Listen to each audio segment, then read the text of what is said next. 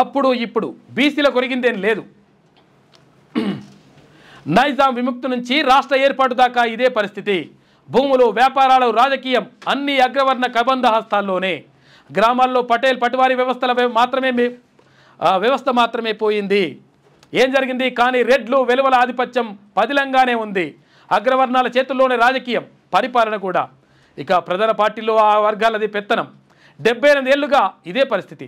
రాష్ట్రం వచ్చిన బీసీలది ఇదే దుస్థితి. అందుకే సబ్బండ బీసీ కులాల స్వావలంబన కోసమే బీసీల కొత్త పార్టీ అని చెప్పేసి ప్రత్యేక కథనం కనిపిస్తూ ఉంది శనార్థి తెలంగాణలో. ఎన్నో తరాల కళ బీసీ పార్టీ. ఇప్పటికీ ఎంతోమంది వచ్చారు, కానీ పోరాటం చేయలేక వెనకడుగు వేశారు. తీన్మాన్ మల్లన్న బీసీ పార్టీని స్వాగతిస్తున్నాం. బీసీ బిడ్డ బస్వరాజ్ రజక అని చెప్పేసి చాలామంది కూడా, కొన్ని వేలాది మంది బీసీ నాయకులన్నీ కూడా పార్టీలకు అతీతంగా, ఈ సంఘాలకు అతీతంగా మొత్తం కూడా మద్దతు తెలియజేస్తూ ఉన్నారు. మేమంతా కూడా కలిసి పనిచేస్తామని చెప్పేసి, బీసీ పార్టీతో కలిసి పనిచేస్తాం, తీన్మాన్ మల్లన్నతో కలిసి పనిచేస్తామని చెప్పేసి అందరూ కూడా అంటూ ఉన్నారు. నిజంగా ఒక శుభ పరిణామం ఇదంతా కూడా. బీసీ పార్టీ కోసం నేతల ఎదురుచూపులు. బీసీ పార్టీలో చేరాలని ఏకపక్షంగా నిర్ణయం. బీసీ సీఎంను చూడాలనుకుంటున్న ప్రజలు. జనాభాలో బీసీలదే అగ్రస్థానం. వచ్చే ఎన్నికల్లో తమ సత్తా చాటాలని పిలుపు. ఇక బీసీలోని అన్ని కుల సంఘాలు, ఉపకులాలు ఒకే తాటిపైకి రావాలని చర్చ జరుగుతూ ఉంది. అన్ని పార్టీల నుంచి సీట్లు ఆశిస్తున్న నేతలు అవకాశాలు దక్కకుంటే బీసీ పార్టీలో చేరాలని నిర్ణయం తీసుకుంటారట. ఏం చేస్తారు పార్టీలు? ఎవరి చేతులు ఉంటున్నాయి? ఎవరు టికెట్లు ఇస్తున్నారు అంటే కొంతమందే ఇస్తున్నారు. మరి ఆ కొంతమంది టికెట్లు ఇస్తే బీసీలకు ఇస్తారా టికెట్లు అంటే? లేదు, మా వాళ్ళకి అంటున్నారట. మరి మీ వాళ్ళకి అయినప్పుడు, మీ పార్టీలు మీ చేతిలో ఉన్నప్పుడు, అగ్రవర్ణ పార్టీలు అయినప్పుడు అగ్రవర్ణాలకే టికెట్లు ఇస్తున్నప్పుడు మరి మా పరిస్థితి ఏందని చెప్పేసి బీసీలందరూ కూడా అడుగుతూ ఉన్నారు. కాబట్టి మేమే పార్టీ పెట్టుకుంటే బీసీల పార్టీ, బీసీలకు న్యాయం జరుగుతుంది 100%. ఇక్కడ ఎస్సీ ఎస్టీ బీసీలను కలుపుకొని పోతే 100% రాజ్యాధికారం సాధ్యమవుతుంది. కాబట్టి బీసీ పార్టీ ఆవిర్భవిస్తూ ఉంది. ఇవాళ శుభదినం. తరాలు మారుతున్నాయి, కానీ బీసీల తలరాతలే మారడం లేదు. జీవితాలు మాత్రమే బీసీలవి, కానీ వారి జీవన రేఖలను దశాబ్దాలుగా నిర్దేశిస్తున్నది మాత్రం ఓసీలే. గుప్పెడి మంది ఉన్న ఓసీలు గంపెడు మందున్న బీసీలను అనాదిగా శాసిస్తున్నారు. వారిని రాజకీయ బానిసలుగా మార్చేసుకుంటున్నారు. ప్రభుత్వ పరిపాలన, రాజకీయం, భూములను వారి గుప్పెట్లో పెట్టుకొని బీసీలను మాత్రం రాజకీయ కట్టుబానిసలుగా మార్చుకొని అగ్రకులాలు రాజ్యాధికారంలో కీలక భూమిక పోషిస్తున్నారు. అయితే నైజాం స్టేట్లో శతాబ్దాల పాటు నిజాంలకు జాగీర్దారుగా ఉన్నోళ్ళు రెడ్లు, వెలమలే. నిజాం ప్రభు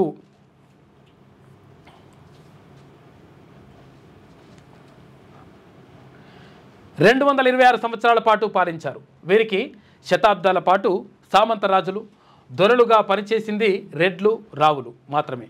అయితే వీరి కాలంలో 100 ఎకరాల భూములు ఆయా గ్రామాల్లో రెడ్లు, రావుల చేతుల్లో ఉండేవి. కానీ 1948లో నైజాం స్టేటుకు నిజాం ప్రభువుల నుంచి విముక్తి లభించింది. అయితే అప్పట్లో నిజాం రాజరికపు బెడదైతే పోయింది, కానీ రెడ్లు, రావుల సామంత రాచరికపు పోకడలు మాత్రం పోలేదు. తెలంగాణలో బీసీలకు జనాభా దామాషన రాజ్యాధికారమే కనీస భాగస్వామ్యం దక్కలేదు. నిజాం కాలం నాటి మాదిరే తెలంగాణ ప్రాంతంలో పటేల్ పట్వారీ రూపంలో గ్రామాల్లో రాజరిక పెత్తనమే సాగింది.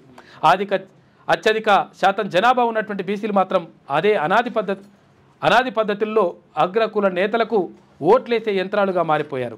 నైజాం స్టేట్ అంతరించిన తర్వాత నిజాం ప్రభువుల పేరున గల భూములు తెలంగాణలో రెడ్లు, రావుల పేర్ల వశమైపోయాయి. వాస్తవానికి ఇక్కడే బీసీలకు తీరని నష్టం జరిగింది.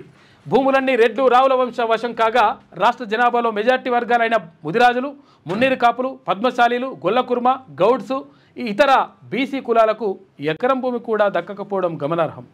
అన్ని సంపదలు సృష్టికి ప్రధాన మూలబిందువు భూమి అయినందున ఆ భూములు అగ్రవర్ణాల చేతుల్లోకి వెళ్లడంతో వారి చేతుల్లోకి రాజ్యాధికారం వెళ్ళింది. దీంతో నైజాం రాజ్యం అంతరించినప్పటికీ తెలంగాణలో అగ్రవర్ణాల ఆధిపత్యం మాత్రం పోలేదు. ఇక ఉమ్మడి రాష్ట్రంలో తెలంగాణకు తీరని అన్యాయం జరుగుతుందని, సబ్బండ కులాలు బాగుపడాలంటే రాష్ట్ర సాధన ఒక్కటే మార్గమని కోణంలో ప్రత్యేక రాష్ట్ర ఉద్యమం వచ్చిన విషయం తెలిసిందే. ఇక ఈ ఉద్యమంలో బీసీలు అత్యధిక సంఖ్యలో పాల్గొన్నారు. తెలంగాణ వస్తే తమ జనాభా దామాష ప్రకారం న్యాయం జరుగుతుందని భావించారు.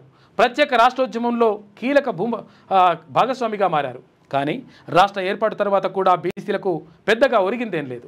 తెలంగాణ ఏర్పాటు తర్వాత కూడా 1948కు ముందు వెనుక పరిస్థితులు కనిపిస్తున్నాయి.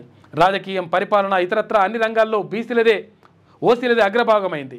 వాస్తవానికి రాష్ట్ర సాధన తర్వాత జనాభాలో 60% ఉన్న బీసీలకు వారి పాపులేషన్కు అనుగుణంగా రాజ్యాధికారంలో భాగస్వామ్యం దొరుకుతుందని భావించారు. కానీ తొలి 10 ఏళ్ల పాలన మొత్తం వెలమల చేతుల్లో ఉండగా ప్రస్తుతం పాలన రెడ్ల చేతుల్లోకి వెళ్ళింది. బీసీలకు మాత్రం సమన్యాయం జరగలేదు. తెలంగాణలోని సబ్బండ బీసీ కులాలకు తీరని అన్యాయమే జరుగుతోంది.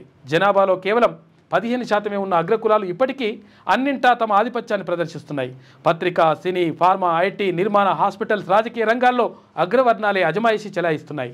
ఈ నేపథ్యంలోనే శతాబ్దాలుగా అన్ని రంగాల్లో తీవ్ర అణచివేతకు గురవుతున్నటువంటి బీసీలు ఇకనైనా మేలుకోవాల్సిన పరిస్థితులు ఏర్పడ్డాయి. బీసీలు ఇన్నాళ్ళు అగ్రకులాలు పెట్టిన పార్టీల్లో ఉంటూ వారికి దాసోహం అనాల్సి వచ్చింది. ప్రధాన పార్టీలైన బీఆర్ఎస్, బీజేపీ, కాంగ్రెస్ పార్టీలు ఏనాడు జనాభా దామాషన బీసీలకు దక్కాల్సిన పదవులు ఇచ్చిన దాఖలాలు లేవు. గత పరిస్థితులనే కంటిన్యూగా కొనసాగించాయి. ఈ నేపథ్యంలోనే ఇప్పటికైనా బీసీల కోసం ఒక పార్టీ ఏర్పాటు అవసరమనిపించింది. అందుకే సబ్బండ బీసీ కులాల హక్కుల కోసం ఎమ్మెల్సీ తీన్మార్మలన్న చాన్నాళ్లుగా గట్టి పోరాటం చేస్తున్నారు. వారి జనాభా దామాషన ఆయా కులాలకు రాజ్యాధికారంలో దక్కాల్సిన హక్కుల కోసం ఫైట్ చేస్తున్నారు. అగ్రకుల పార్టీల ద్వారా బీసీలకు ఎన్నటికీ న్యాయం జరిగే పరిస్థితి లేదనే నిర్ణయానికి వచ్చారు మల్లన్న. అందులో భాగంగానే సమస్త బీసీ కులాల సంఘటితంతో ఇవాళ బీసీ పార్టీ ప్రకటనను చేస్తున్నారు. 1948 సెప్టెంబర్ 17న నైజాం రాజరికం నుంచి విముక్తి లభించినందున ఇదే రోజు బీసీ పార్టీ ప్రకటన ద్వారా అగ్రవర్ణ రాజరికపు వాసనల నుంచి విముక్తి కల్పించాలని భావిస్తున్నారు. అందుకనే బీసీ పార్టీ ఇవాళ ఆవిర్భవిస్తూ ఉంది. హోటల్ తాజ్ కృష్ణ వేదికగా బంజారా హిల్స్లో ఉదయం 11 గంటలకు.